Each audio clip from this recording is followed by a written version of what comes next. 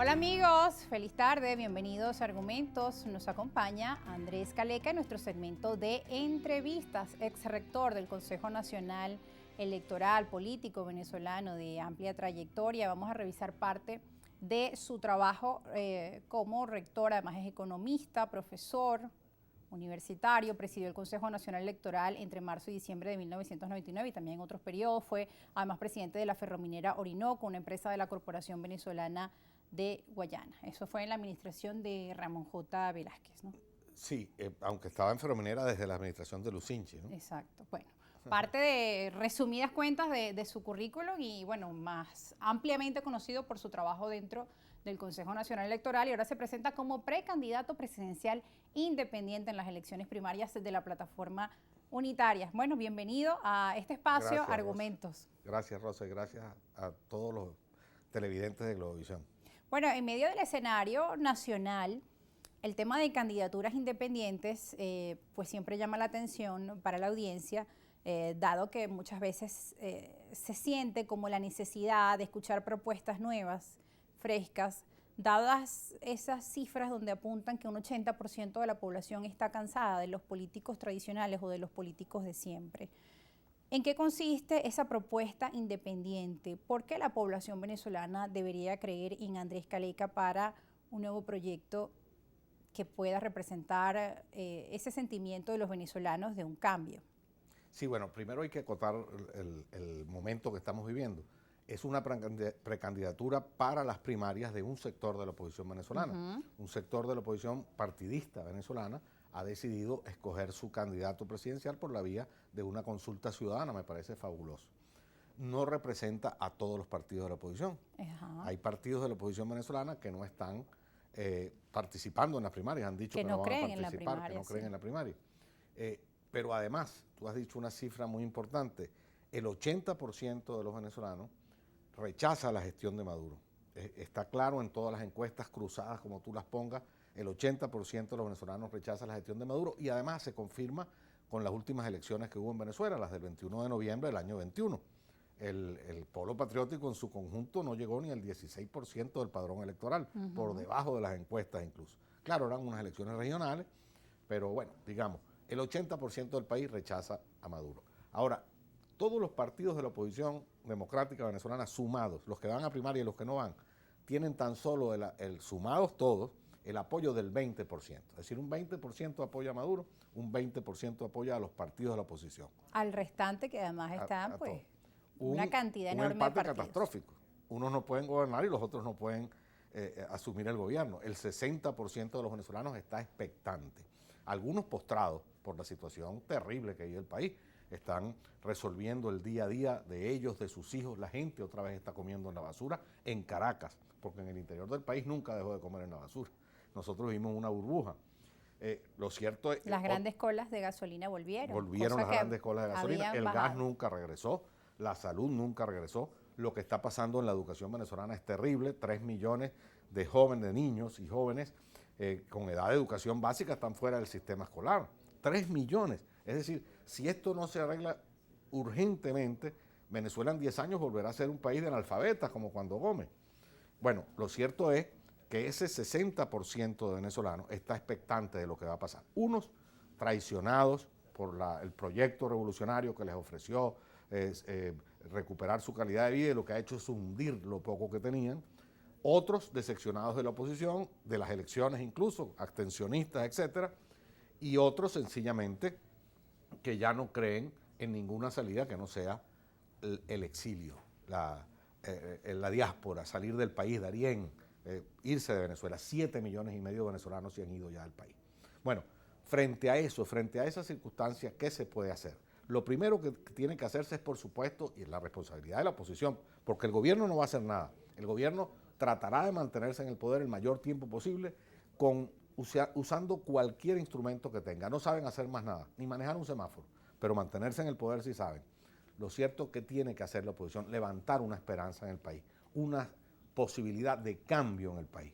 Ahora, ¿cómo hacerlo? Si la gente tiene desconfianza de los partidos políticos, si el 60% del país no está convencido de incorporarse a una salida de cambio, bueno, hay que unirse.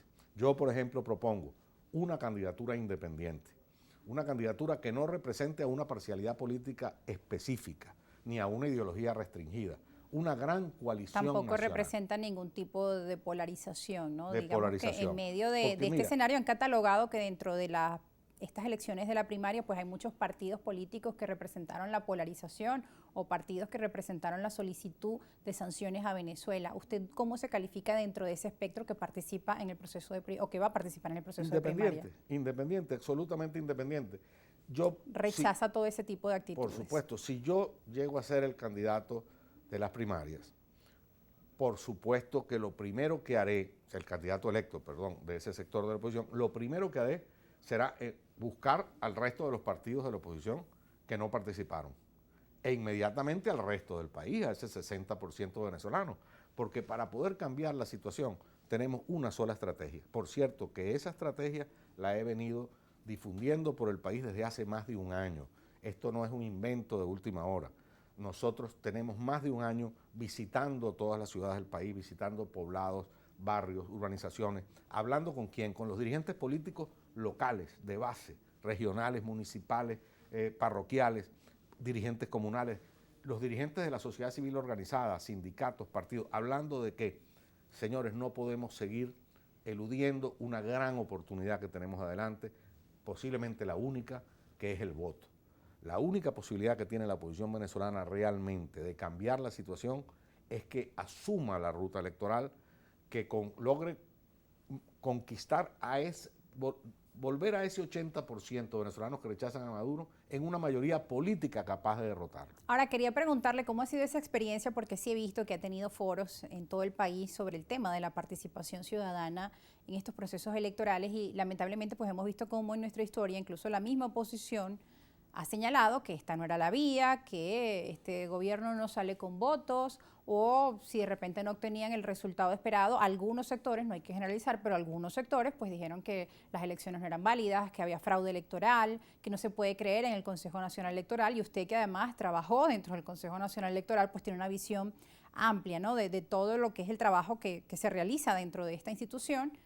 Y bueno, quisiera que nos dé su apreciación, qué dice la gente, porque la verdad es que aún se escuchan personas que dicen que no es posible un cambio de gobierno a través del voto, porque los dirigentes se lo dijeron en una época. Bueno, en primer lugar lo dice el propio gobierno. Ahora vimos recientes declaraciones, no salimos ni por las buenas ni por las malas. Hay una frase que dicen mucho, no saldremos ni con balas ni con votos.